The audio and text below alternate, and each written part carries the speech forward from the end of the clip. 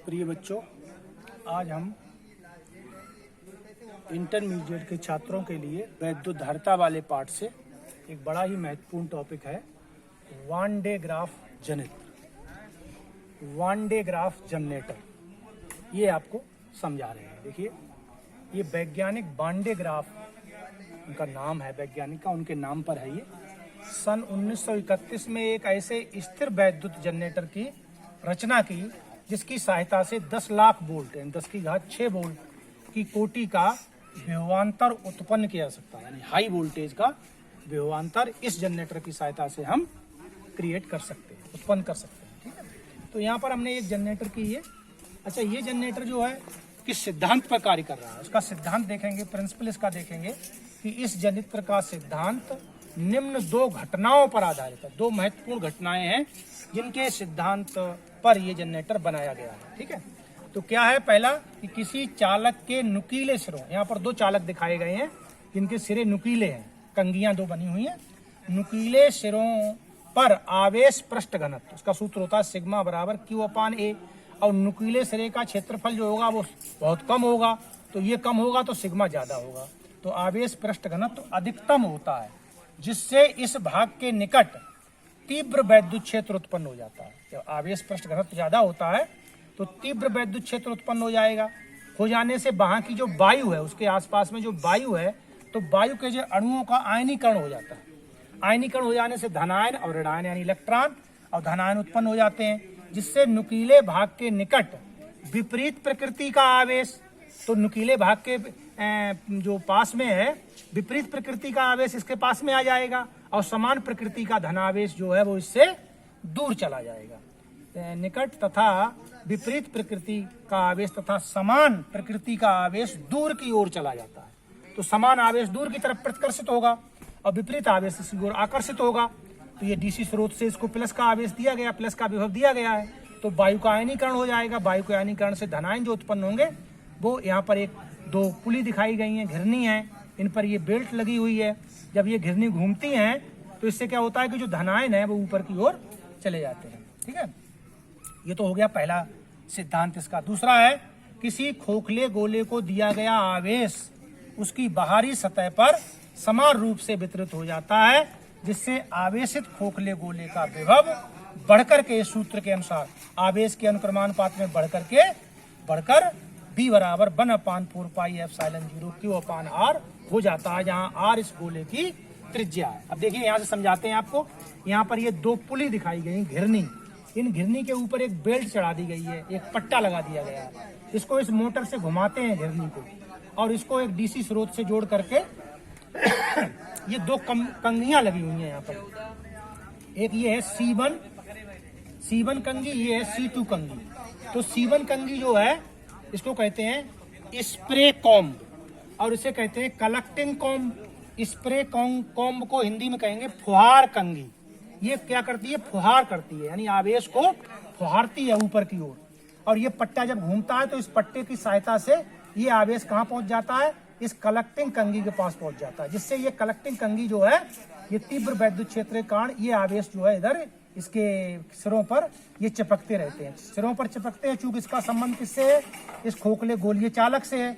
तो ये सारा आवेश इस कंघी के द्वारा इस गोलीय चालक पर चला जाता है, और गोलीय चालक पर जब आवेश चला जाता है तो ये सारा आवेश इस पर एक समान रूप से फैल जाता है, वितरित हो जाता है। और ये आपको पता है कि जो विभव होगा इसका चालक का, ये आवेश के अनुक्रमानुपाती है, तो इसका निरंतर विभव आवेश के बढ़ने के साथ साथ में इसका विभव निरंतर बढ़ता चला जाता है और बहुत हाई वोल्टेज यहाँ पर उत्पन्न हो जाता है, हाई वोल्टेज उत्पन्न हो जाता है यहाँ पर। ठीक है, तो ये हो गया। अब यहाँ पर देखिए इसकी रचना में क्या लिखेंगे, कंस्ट्रक्शन क्या है इसकी है। इसमें चित्रानुसार 5 मीटर व्यास का धातु का बड़ा खोखला गोला ऐस होता है। ये गोला जो ऐस है ये कितना बड़ा है? 5 मीटर व्यास का गोला है। ठीक है, ये गोला कहाँ रखा हुआ है? 1.5 मीटर ऊंचे दो वैद्युत रोधी स्तंभों पर रखा होता है। ये स्तंभ है 1.5 मीटर ऊंचे हैं। ये कैसे हैं? ये वैद्युत रोधी है। तो ये वैद्युत रोधी स्टैंडों पर ये आपका ये टिका रहता है। ठीक है, ये वैद्युत रोधी स्टैंडों पर टिका हुआ है ये।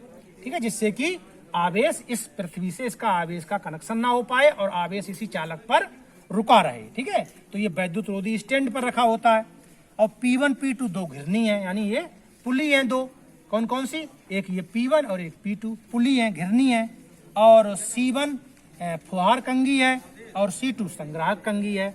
और इसी पर एक बेल्ट लगी हुई है, एक बेल्ट और लगी हुई है। इस पुली का संबंध इस मोटर वाली पुली से है और मोटर की सहायता से इसको पुली घुमाया जाता है। इस डीसी स्रोत की सहायता से इसको धनावेश दिया जाता है। तो ये इसकी रचना हो गई। अब इसकी कार्यविधि में क्या है? कार्यविधि में है कि जब कंघी C1 को डीसी स्रोत से उच्च धन विभव दिया जाता है तो नुकीले सिरे के पास वायु का आयनीकरण हो जाता है। वायु का आयनीकरण होने का मतलब अणु जो है उनके धनायन और ऋणायन यानी इलेक्ट्रॉन और धनायन अलग अलग हो जाते हैं। आयनीकरण से धनायन तो कंघी C1 के प्रतिकर्षण के कारण धनायन कहाँ चले जाएंगे? धनायन पट्टे पर चले जाते हैं, पट्टे यानी बेल्ट पर चले जाते हैं। और बेल्ट घूम रही है तो ये बेल्ट इनको ले जाकर के ऊपर पहुंचा देती है और ये कंघी इनको कलेक्ट कर लेती है। तो ये लिखा है बेल्ट पर चले जाते हैं जो संग्राहक कंघी C2 द्वारा कलेक्ट कर लिए जाते हैं, यानी इकट्ठे कर लिए जाते हैं। और खोखले गोले ऐस के बाहरी पृष्ठ पर स्थानांतरित होकर के एक समान रूप से फैल जाता है। ये फैल जाता है, पूरा आवेश जो है एक समान रूप से फैल जाता है, जिससे गोले का विभव बहुत अधिक हो जाता है। पूरे यंत्र को धातु के खोखले गोले से ढककर उसे पृथ्वी से संबंधित कर देते हैं। पूरा जो है इसमें एक कवर लगा देते हैं, कवर यहाँ पर नहीं दिखाया गया है, एक कवर लगा देंगे, उसको पूरा ढक देंगे जिससे कि इस आवेश का क्षरण ना होने पाए, इस आवेश का क्षरण ना होने पाए। और इसको जो है पृथ्वी से जोड़ देते हैं जिससे कि माइनस का आवेश इसमें उतना ही उत्पन्न हो जाता है और इन दोनों के बीच में एक विभवांतर यानी पोटेंशियल डिफरेंस पैदा हो जाता है। तो ये आप ये समझ में आया होगा इसका। अब इसका उपयोग कहाँ करते हैं? उच्च विभवांतर उत्पन्न करने में, जहां हमको हाई वोल्टेज की आवश्यकता होती है वहां पे इसका उपयोग होता है। दूसरा उपयोग क्या है? उच्च विभवांतर के फलस्वरूप प्राप्त प्रबल वैद्युत क्षेत्र, जहां उच्च विभवांतर होगा वहां पे प्रबल वैद्युत क्षेत्र उत्पन्न हो जाएगा।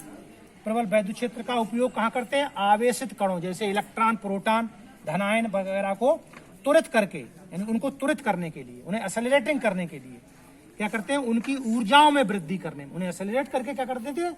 उनकी ऊर्जाओं में वृद्धि कर लेते हैं, ज्यादा ऊर्जा के हमको आयन प्राप्त हो जाते हैं। ठीक है भाई, किया जाता है। और नंबर 3, उच्च आवृत्ति की एक्स रेज को उत्पन्न करने में। अब इसमें क्या होगा कि जब ये आयन हमारे जो है उच्च ऊर्जा के हमको प्राप्त हो जाएंगे तो इनको जो एक्स किरण का जो उत्पादन किया जाता है कूलिज नलिका में, तो उसमें इलेक्ट्रॉनों को त्वरित किया जाता है। तो इलेक्ट्रॉनों को त्वरित करेंगे जब हम, तो त्वरित करके क्या होगा? उससे एक्स रेज जो है उनका जो है उच्च आवृत्ति की एक्स रेज का उत्पादन होगा। एक्स रेज जानते होंगे आप लोग, एक्स किरणें, जब हमारा कोई शरीर के भाग में क्रैक वगैरह हो जाता है तो उसका हम एक्सरे कराते हैं, तो इसमें इसका उपयोग किया जाता है। तो ये इसके उपयोग हो गए, ये कार्यविधि हो गई, रचना भी हो गई और सिद्धांत भी हो गया और इसका चित्र हो गया।